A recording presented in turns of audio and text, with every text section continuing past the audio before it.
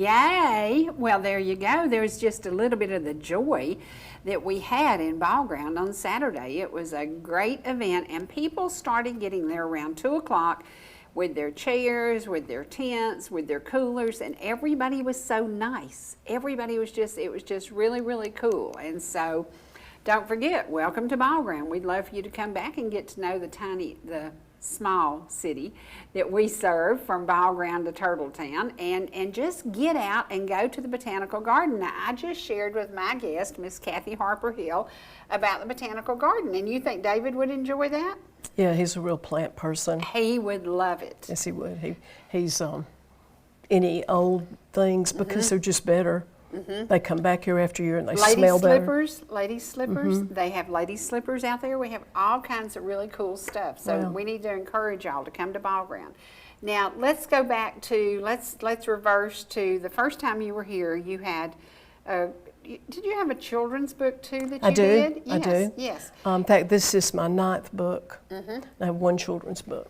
And when you started writing, did you go to a publisher? Did you just write it and then find a publisher? Did you have somebody to help you from the beginning?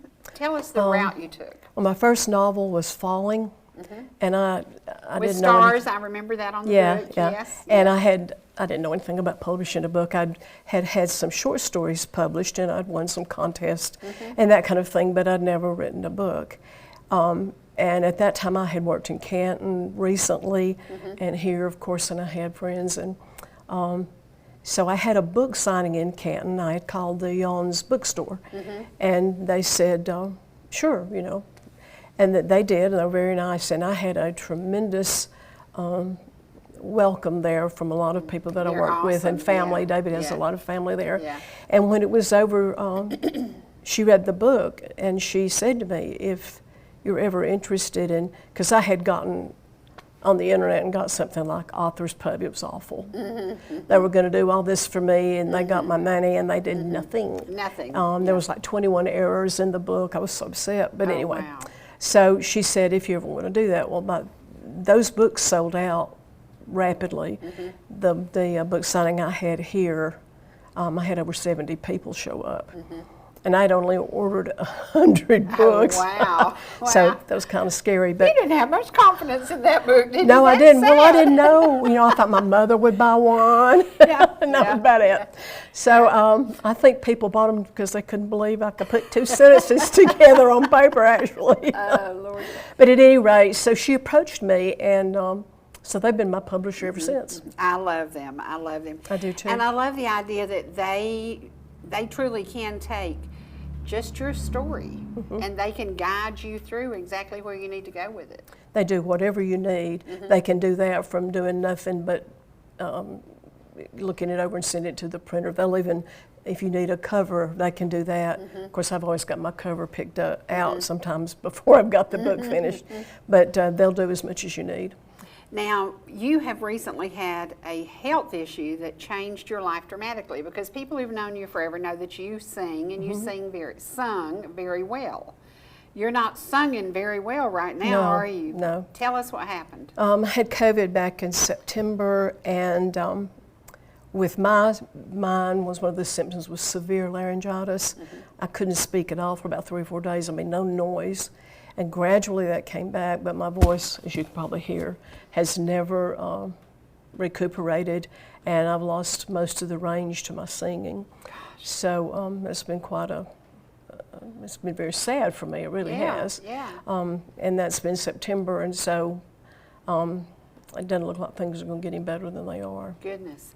Well, you had said that you have a friend who is a voice coach that possibly... Yeah, she majored in voice. Yeah, there's a chance that maybe... Yeah, she said that she would work with me and see, but when she was talking to me one day, and she said, have you got a cold? And I said, no.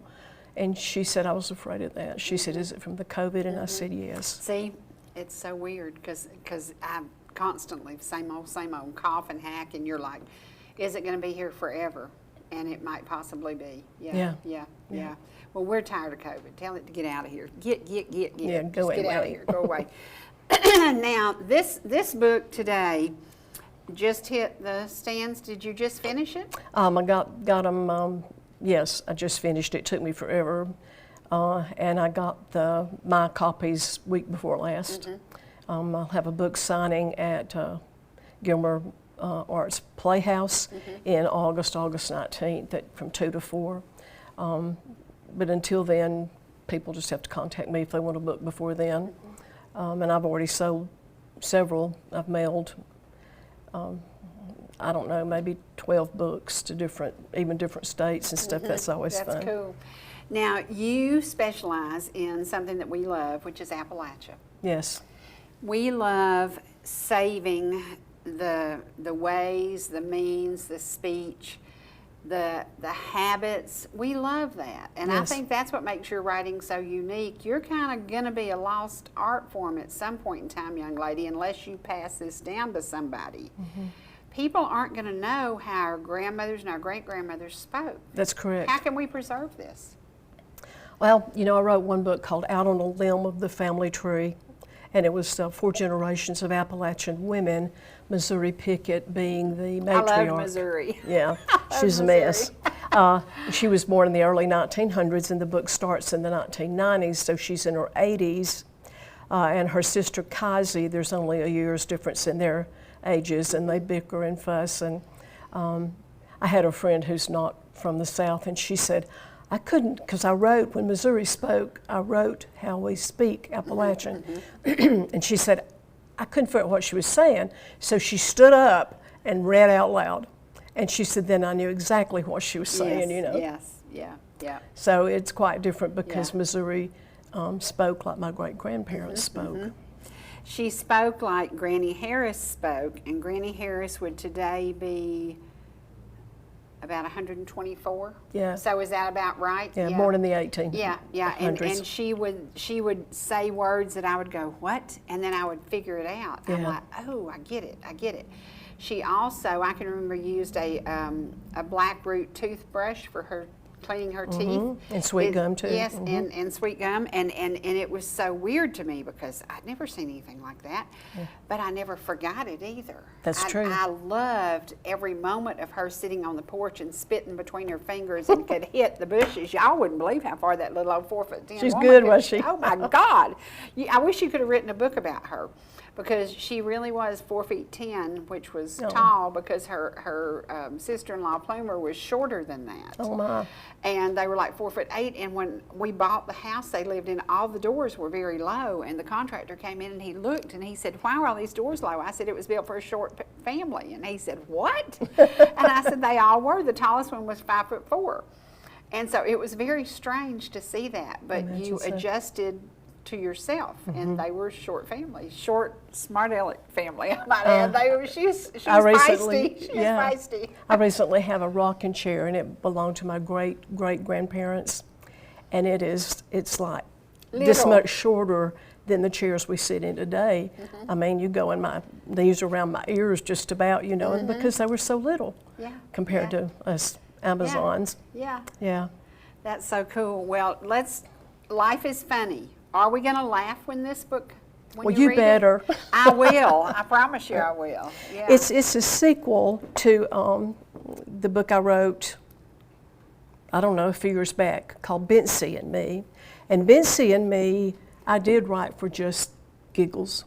It was fun to write, and it was fun to even read back the first few times. But I got kind of sick of it. But Betsy and Me is about, it's told first person, and so is Life is Funny, by Charles Simpson. Charles is a young man who's married and has a couple of kids. And the second child was a surprise because they have a little bitty house, and he's just a good old North Georgia mountain boy, and they don't make a lot of money. And then Betsy's pregnant again. Uh-oh. And he's pulling his hair out. Where am I gonna put this kid? How am I gonna feed this kid? Just really worried, and they go to the doctor, and it's more than one baby. Oh, no, goodness, It's more than 2 babies. Yes. Oh, goodness, yes. And that's what the Betsy and Me is about. And it's about their family and their grannies and their friends and the mess. I guess my favorite character in both of these books is Charles' best friend, Ron. Ron's a big, giant, red-headed, good as gold fellow that trouble just comes to him like he's a magnet. He just gets in trouble all the time. And of course he drags Charles with him half the time. And so I finished it, and I have had another novel that I've worked on off and on for years. And I'll get busy with something else and I'll pull it out. So I didn't have anything going. I thought, well, I'm going to work on it. And I started working on it, and I'm like, this isn't right. And I just stopped and I looked, and that's Charles Simpson's voice again. Wow. And I thought, well, let's see where this goes. And it went to this book, Life is Funny. And it takes place about a year after Betsy and Me is over. And it's just a continuation. And I hope people like it as much. I had great success with Betsy and Me, and people still buy it. So I'm hoping that it will. Tell me about the photo you chose for the cover.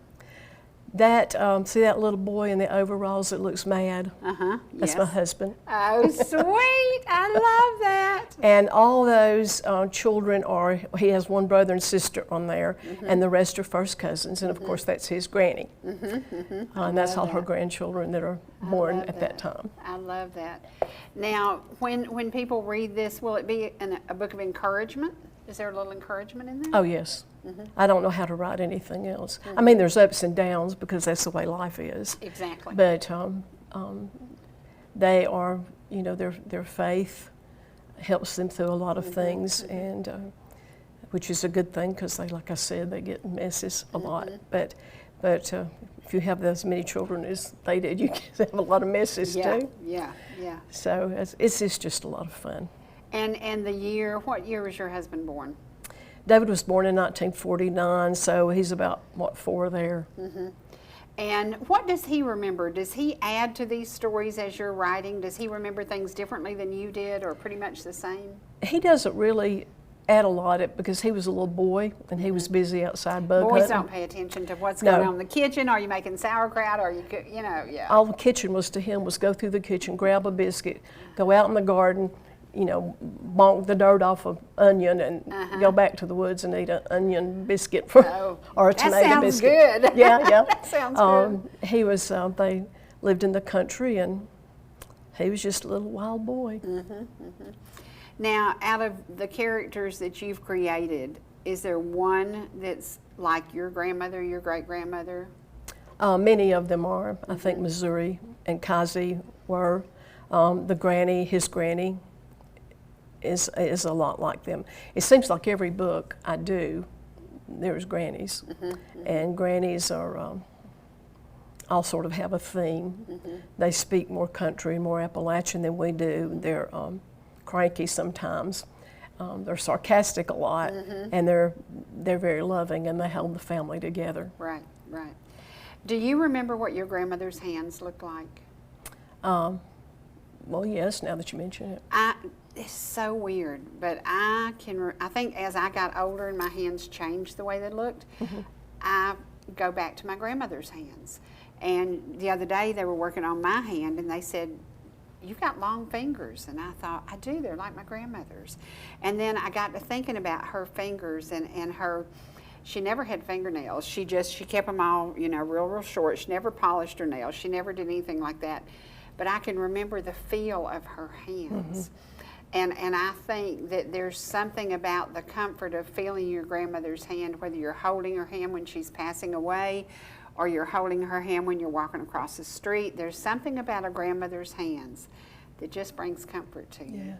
Mama Harper's, what I remember most about her hands is making biscuits. Because she would, she had a bowl of flour that she kept over to the side, and she would doodle out and then make a round circle, and that's her biscuit, And David's mother's biscuits tasted just like my grandmother's. Wow.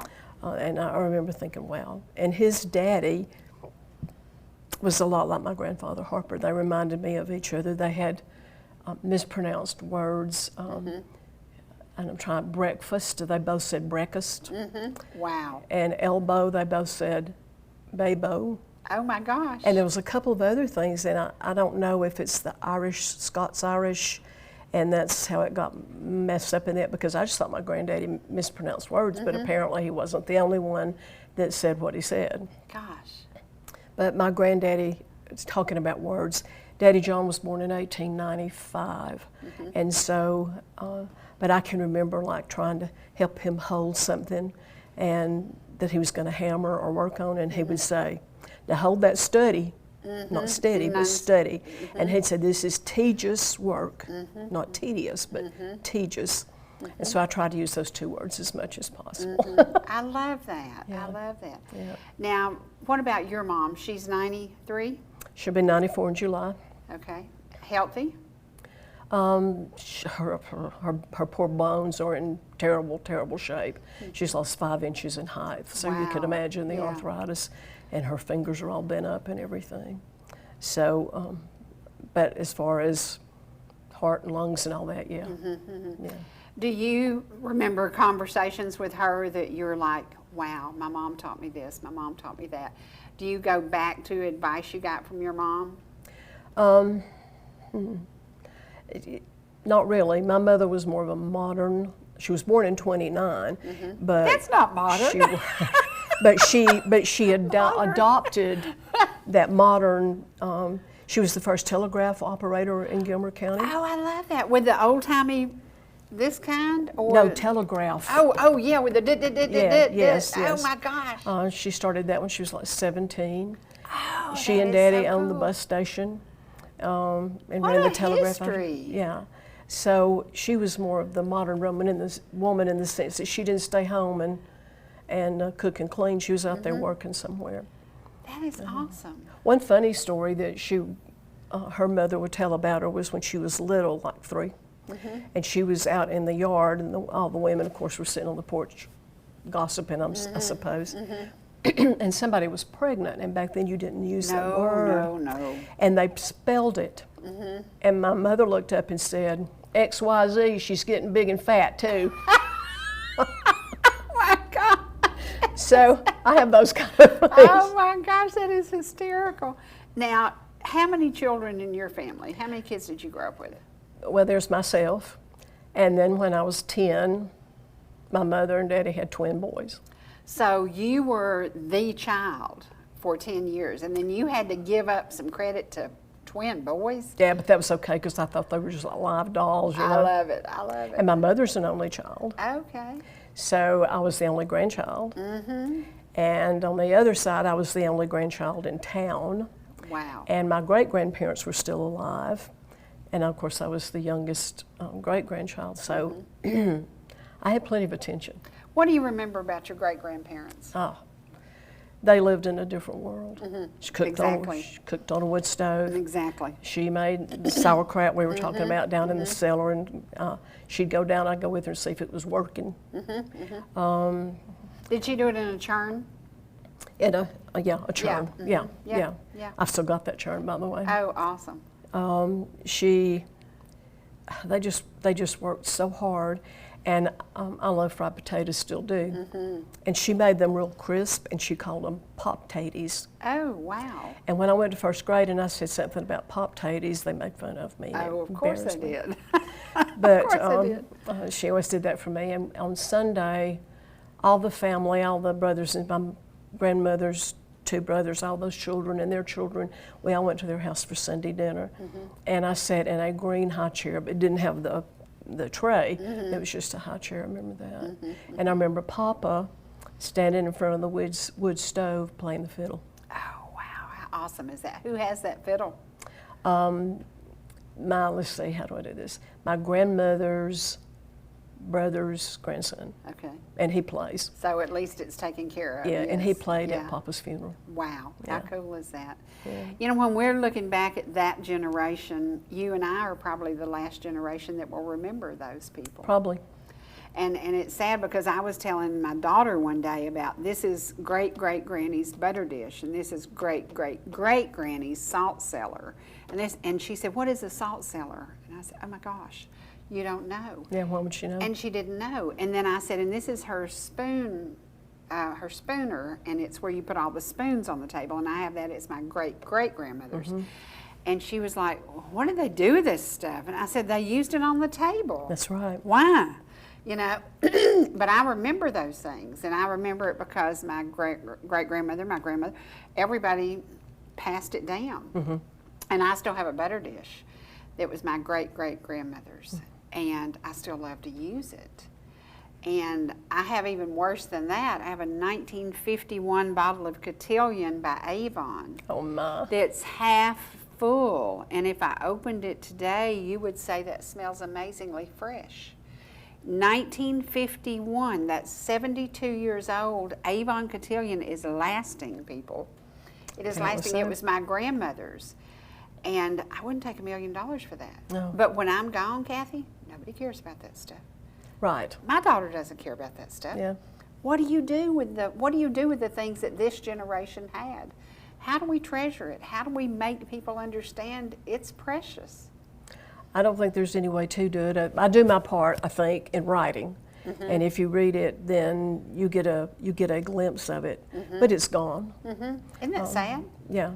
I mean, you're talking about the spoon dish thing. I've got my great-grandmother Sawyer's, and there's a hole on one side where it's shaped just like the spoon where somebody hit it too hard, you know. But there's, I don't know. I tried to tell my daughter the few things that this came from, so that when we die, she doesn't throw everything out. Yeah. She may sell everything except what's precious.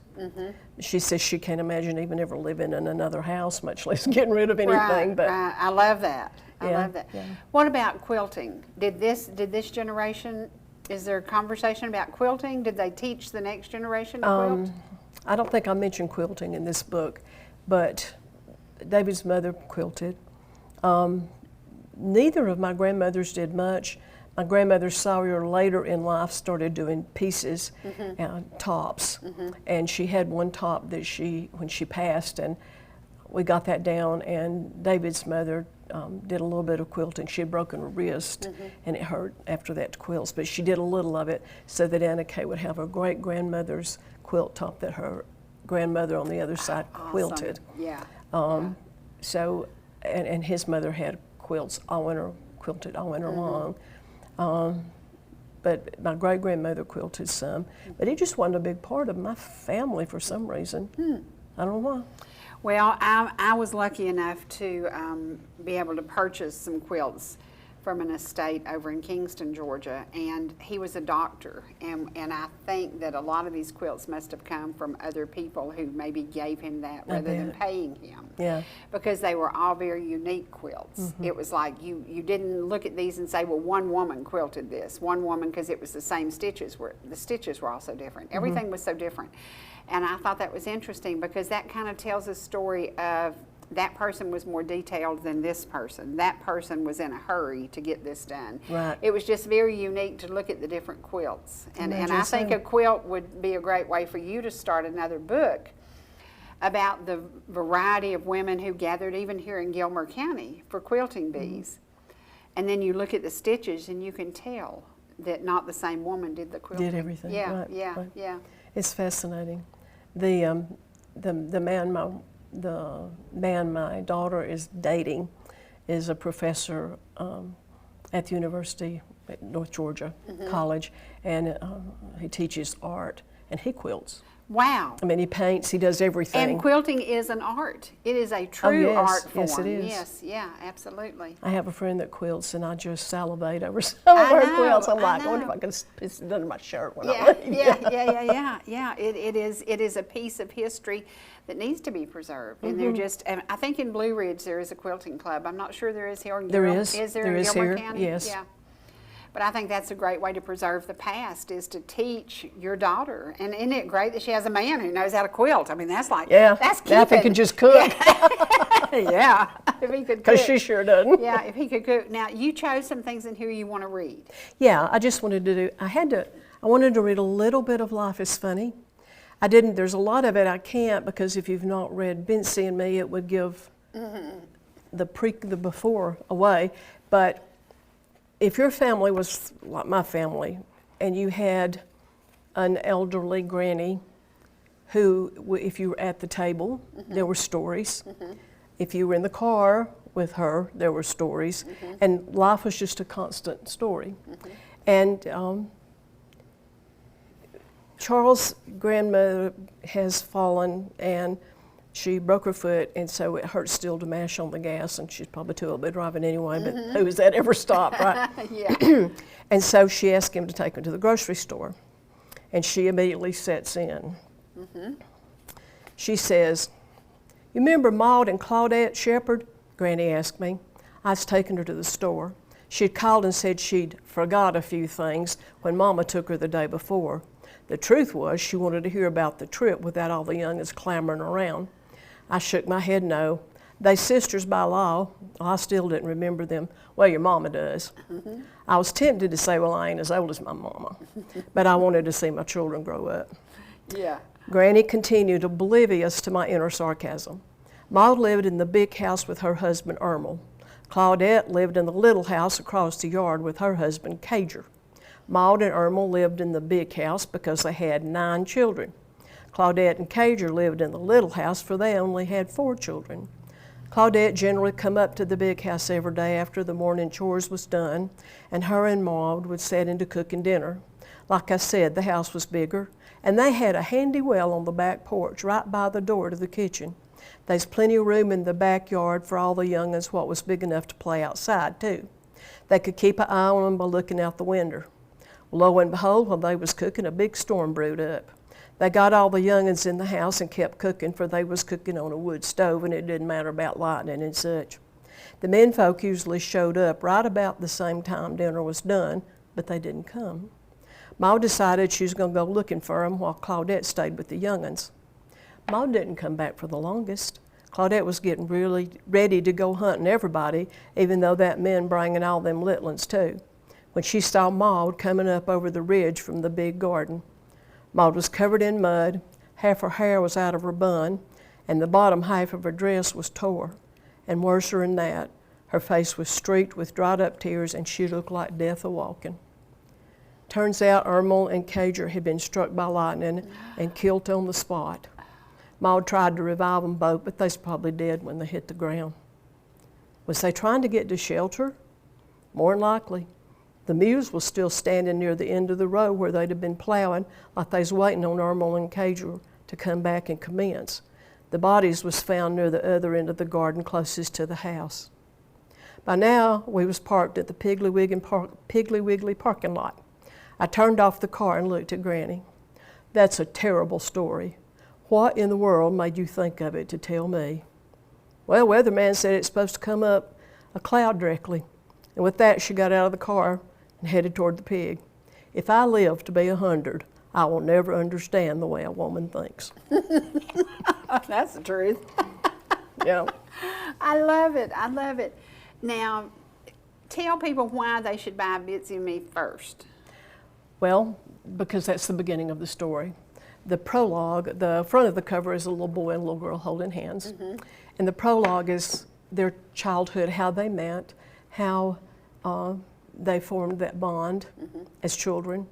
And that's why I did children on the front. And then it starts out with their being married with just 2 kids. And it progresses and a lot happens. And if you read that, then when you read Life is Funny, I think you'll enjoy it more because you have more information. And when you start reading, it's like putting on old shoes. I remember them. Let's see what's going on with them now. I had a lady who wanted to read Life is Funny because she's on the cover. She's one of these little girls. Oh, sweet. And so she couldn't wait to get it, of course. And her daughter knew it was a sequel, so she bought her Bitsy and Me, and she just finished it. And she was talking about how surprised she was at the end. And she was going to start Life is Funny yesterday. So it would really, I think, be fun to read them back to back. But because it's been a few years ago that I wrote this. I was writing it before COVID struck. And then I had a real rough 2019 health-wise, and it got laid back for a while. And then COVID did some kind of, it put a pall over creativity. And I'm not the only person that saw that. People that painted or wrote, they just couldn't do it. It was sort of like la la la la la. I don't know what it did. It was just weird. And that is weird, because I was sharing with somebody when my mother was diagnosed with cancer. Every day I'd go over there and she'd have all these easels set up. I said, "What are you doing?" And she said, "Well, sugar, if I only have so long to live, I've got paintings to do." And so she took the exact opposite. Yeah. You know, she got busy. Yeah, she did, and she painted like 12 paintings in 6 months. And I was like, "What are you doing?" And she said, "Well, I want to give this kid this one and this kid," and I'm like, "How? Okay." And instead of sitting there and saying, "Okay, I have 6 months to live," she was like, "I have only 6 months to finish living," and I thought that was interesting. And it's very good. Yeah. I don't know if with COVID, because we were in the house basically for a year, Depressed, and I don't know if you thought depression. Well, I didn't feel depressed. I stayed at home most of the time anyway. It wasn't much different. I don't know, but if it was sort of like, well, I don't have anything to do next week, so I've got plenty of time, and you just don't do it at all. And the first month, my daughter was at home, and we cooked a lot, and she painted our bedroom, and there was just stuff going on. But after she went back to work, I don't have that excuse. I don't know. So it was after that I finally got busy and finished the book. One of the things that they said when the children went back to school, there were many children who did suffer from depression because they were away from their friends. I understand that. And that they weren't allowed to live a normal life. And it was Right. very, very hard. And I'm not going to say what drugstore I was in yesterday, but I was very taken back that the person serving me was wearing a mask. And it made me feel yucky. And I didn't even buy the things I went there to buy, because I thought, I don't want to do this. I don't want to level down to that, because we're maskless now and we don't need to wear a mask now. Right. And we want to live our life again. We've recaptured our life. And I think seeing the kids out in the park playing soccer and kickball and doing all the things they're doing, it's so good to see life come back. It's yes, so it is. good, yeah. Because yeah. it came to a screeching halt. It did, it did. And I know some kids, a lot of kids, I watched a special about 2 weeks ago about children who committed suicide at the end of COVID. And some were 13, some were 11, just different ages. And the parents were sitting there saying, we didn't realize how important their time with their friends was. And we could have stopped this, but we bought into the madness of we have to be separated, we have to be masked, we have to do all this. And I just sat there and bawled like a baby, because there were parents saying my child was absolutely normal before COVID. And it took him to a level of depression that he ended his life. And isn't that interesting? Because previously, before the generation that we're in now, kids were on a farm and never saw friends but maybe once a month at church. They did not have that dependency. They depended on the family. Yeah. And it's strange how society changed to that extent. Yeah. And it was like, kids, can I just go to my friend's house? No, they had COVID last week. No, they're in, people got angry about it. And you're right, because it used to be you played with your brothers and your sisters, or maybe your cousins who lived nearby, and you didn't depend on those friendships. Yeah. So it's a very different world. It really is. So it is. What year does this book end, as far as if we're going back to the story? It's fairly present day. Okay. It's not written way back a long time ago. So, but they're still quite country. We will still learn the Appalachian ways through this book. Yes, a little bit of that. Okay. You'll see that a lot. And I think as long as you've got a granny in the picture, in my books anyway, you're going to have a lot of Appalachian. And their country, Bentsie and Charles are very country. So they're not sophisticated in the least, which is nice. And will you ever write a book that is about your growing up? Do you ever think about just your life and your story, because you're a mom? Is there something in your life that you'd like to share with people? Well, The Year of Nine, Where the Rain Begins, is loosely based on my childhood. Okay. And it takes place in 1963, when 9-year-old Tansy Corbin tells the story of her life that year. I remember you reading a little bit of that. Yeah. And I've had people tell me that that grew up here, that they could just like strolling down memory lane about the way Ellijay was and how it was to grow up here. And everything was in the city proper, you know, the town proper. That's all there was. And how that was. And how much they enjoyed going back. So, Now, did you grow up in the area where you now live? I grew up in town. Okay. Right behind what's now the youth building of First Baptist Church. There's a brick house there now. But the house that I was raised in, the front two rooms my great-grandparents lived in when my grandmother was born. And prior to that, before she was ever born, they lived there. And then, I don't know, I think they rented. And then at some point in the 20s, my granddaddy, Harper, and the child of my great-grandparents, my grandmother, he built that house, and of course it was added on to as houses were. But the two front rooms were original, built in the 1800s sometime. Wow, wow. And so that's the house I was, and it caught fire when I was 17. They were having some electrical work done, and the guy didn't show up, and he left something loose or whatever. That's when I dream today. Wow. Even with my husband and my child in my dreams, we're in that house. Oh my gosh. Yeah.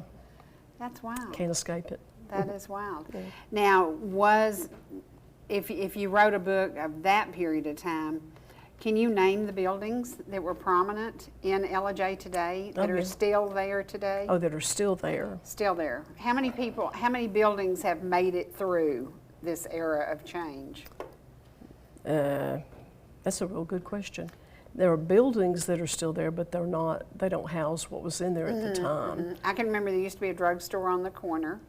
There was a drugstore on the corner of Thomas and Holland. Before that it was Starnes. And on the other corner was Huff Drugs. That was before air conditioning. And I think maybe Huff's may have been the first to get air conditioning, but I'm not sure. Wow. But you go in there and freeze to death. Yeah. And the theater was. I love that, go in there, freeze to death. On the back flip side of that is going to my granny's and burn up because all she had was a box fan. Yes, so, yes. But when I was growing up there nobody had an air conditioning. Cars didn't, businesses didn't, houses didn't. So going in there was like you walked into the refrigerator, you know. I would love it. You know where Canterbury is? That was the movies. It feels weird when I go in there to eat. You know, I just think back about all the movies I saw as a kid. You may be the last person who could capture downtown Ellijay preserving the past and embracing the future, because you can preserve the past, because you do remember those buildings and what was in it. That would be a cool book. That would be a cool book to have. You are going to be preserving the past because you may be the last generation who does it. And there's, you know, you can look at the historical photos of Gilmer County, and some of them, they post stuff occasionally, and you're like, oh, I remember that, you know. Yeah, I cannot find a picture of my grandfather's store. I found one, but it's not of the entire building, it's part of the building. Where was it? You know where Gilmer Arts is? It was there. And he sold. What kind of store? It was Henry Harper's Mercantile. And even before I was ever born, but he had... in that little building that's sitting there now? Yeah, but it was a big old wooden building. It had a front porch. Okay. And to the left of it was a building that he stored horse feed and all that kind of big farm stuff in there. So if anybody's watching today and they have a picture of downtown Ellijay with that, would you not love to have it? I would love it. And you could put it on my Facebook, Yeah. Kathi Harper Hill's Facebook. Yeah. I would love it. But he sold in 1961, I think, and they retired and moved to the country on Flat Branch Road, which is no longer the country. And Goldie Wishon purchased it, tore down the little house behind there and the store, of course, and built the little brick building that's there that houses Gilmer Arts now. Oh, wow. Yep. So not the building's not there at all? It's a new one. Wow. Been gone since. And what year would that have been that his building was there? I'm sorry? What year was your grandfather's? I think it was torn down in 61. Okay. And I don't know how long it was there. I know my... so somebody's still alive. That's what, if 1961, there's somebody around somebody's mom and daddy's got a picture of that building. You would think. You would think. Yeah. That would be so cool for you to share that. Well, I think we should share one song by Mr. Ellijay, because when we talk about old times in Ellijay, you need to sit down and listen to him and his old stories, his old times, his old-timey ways. And he uses some words. He's only in his late 60s, but he uses some words that I can tell came from his grandparents and his great-grandparents. Sure. Right. And I go, oh, that sounds like Granny Harris. So it does pass down a generation, and we don't need to lose those generational things. And I hope that y'all will pick up a copy. And again, if you're looking at writing your own book, Jan's Bookstore, they're amazing people. And I hope they never retire, because they've brought in some really interesting folks with amazing stories to tell. Yes, and they're good people. They're good people. They're good people. And again, you can pick up a copy of this book. But we're going to go now to just one song by Mr. Ellijay. And, you know, I hope it's one of the old Hank songs, because Hank Sr. was one of those songs. If you're sitting out there and you remember the day that Hank Sr. died, you're old enough to know that this is going to be a good book and you're going to enjoy it.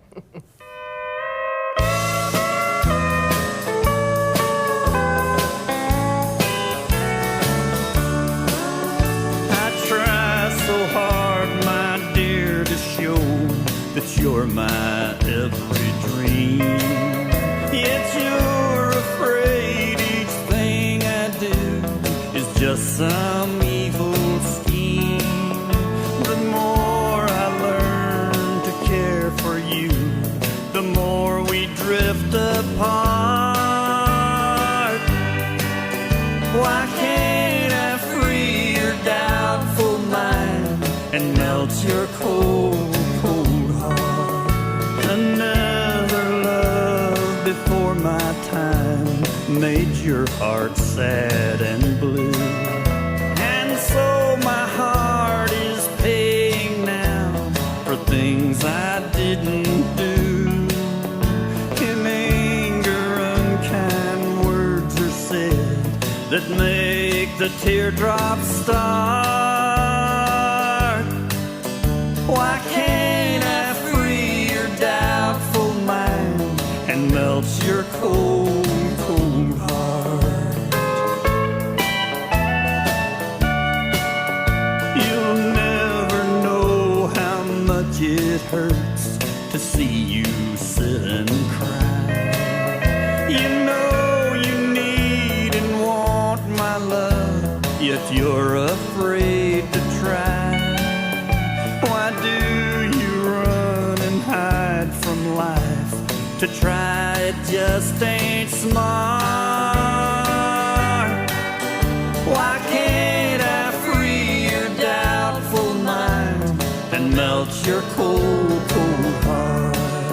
There was a time when I believed that you belonged to me, but now I know your heart is shackled to a memory. The more I learn to care for you, the more we drift apart.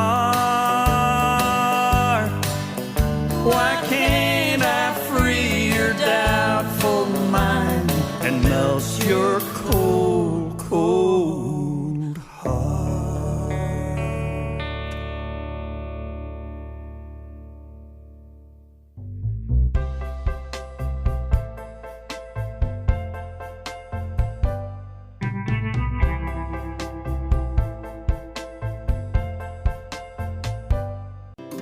Whether you're in the mood for chicken strips, a delicious burger, our classic banana split, or an upside-down thick blizzard treat, we've got you covered.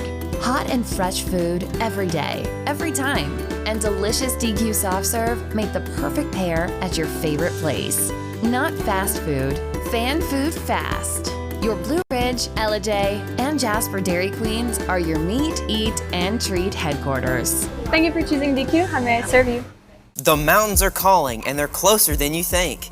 Farmers Crossing in Ball Ground offers creekside lots with homes beginning in the 400s. Walking distance to downtown shopping, dining, tennis courts, Calvin Farmer Park, and local events. It also includes a beautiful hike to Long Swamp Creek.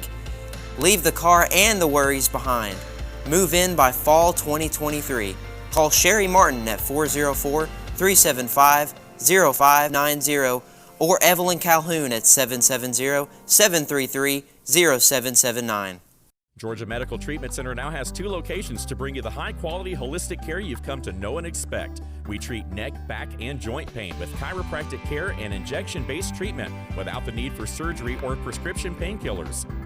Our medical weight loss program can also provide relief while ridding your body of toxins, pounds, and inches while improving your overall health. Call today for a free consultation, 770-345-2000, or go online to georgiamtc.com. Hi, I'm Ryan Blaney, a third-generation race car driver, and we dedicate a lot of our time to going as fast as possible. But when my grandpa was diagnosed with Alzheimer's, it was a very unexpected bump in the road for us. It's important to notice if older family members are acting differently, experiencing problems with their memory, or having trouble with routine tasks. Early detection of Alzheimer's can give your family time to explore support services, make a plan for the future, and access available treatments. If you or your family are noticing changes, it could be Alzheimer's. Talk about seeing a doctor together. Whether you're swimming in the sea, or splashing in the pool, making a masterpiece, or just making memories, writing a great American novel, or writing your term paper that's due tomorrow. Whatever you do in life, Farmers is here to protect it. For all your insurance needs, call Donald Curtis in Blue Ridge.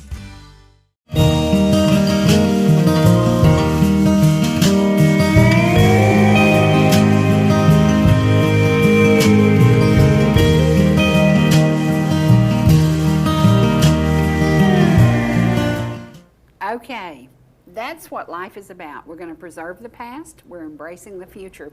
I hope that you will pick up a copy of either of. Buy this one first so you don't get confused. Buy this one next and buy it as a gift. And send it to somebody who doesn't live in these here parts. That'll teach Because if them. you don't live in these here parts and you've just come to town, you may learn, you know, I was telling you some words that somebody here local that you know, and he's not that old, uses some of these old-timey words, but it's because he held reverence to the way his grandparents spoke. And that is pretty cool to look back and say, that was really neat what my grandmother did. That was really neat what my grandparents did. Hope that y'all will pick up a copy of these books. And the book signing again is going to be when? August 19th, which is Saturday from 2 to 4 at Gilmer Arts Playhouse right across from First Baptist Church. But now, are you going when Lucy has the little story times? Oh yes, I'm one of Yes. the storytellers. Okay, invite people to that. Let's get involved in that. Okay, that's the fourth Thursday of every month.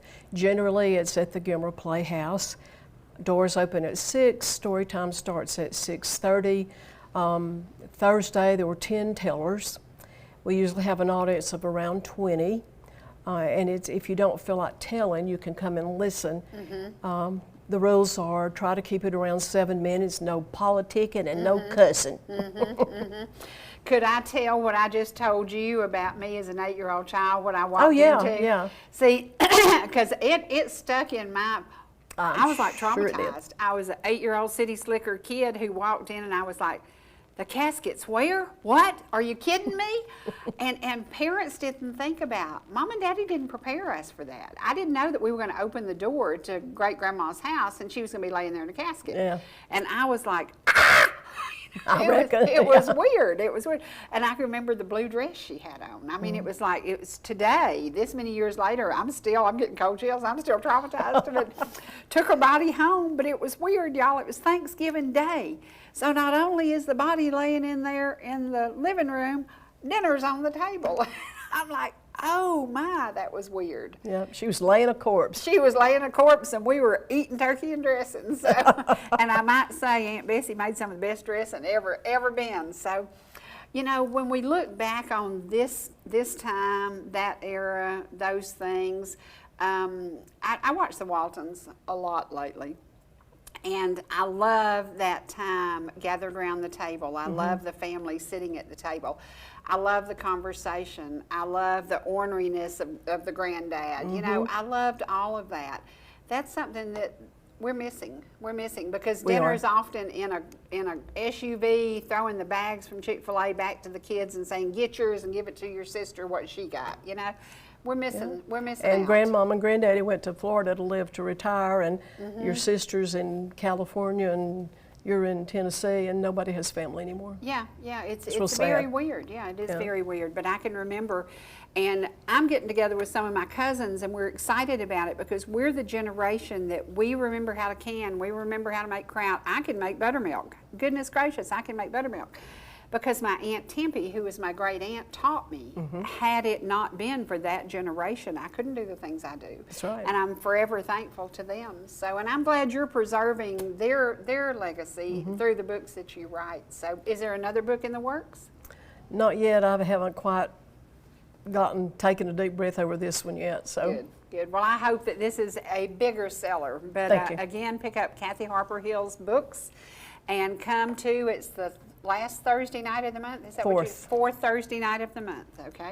for Beginning story at time. 6 o'clock. Oh, doors open at 6, story time starts at 6:30, and you will laugh and you will cry. Sometimes the same story makes you do that. And it's just, and we're open. People, there's one little boy that comes sometimes and tells about a 2-minute story, but he Wow. is honing his craft, and we encourage everybody because Yeah. some people haven't done it yet. And some people like myself and Lucy Harris, we're old hands at it by now, but it's fun. It's fun to hear and watch. And Yep. So y'all come. Y'all come now, you hear? Yeah. All right, we'll see you again soon, only on ETC.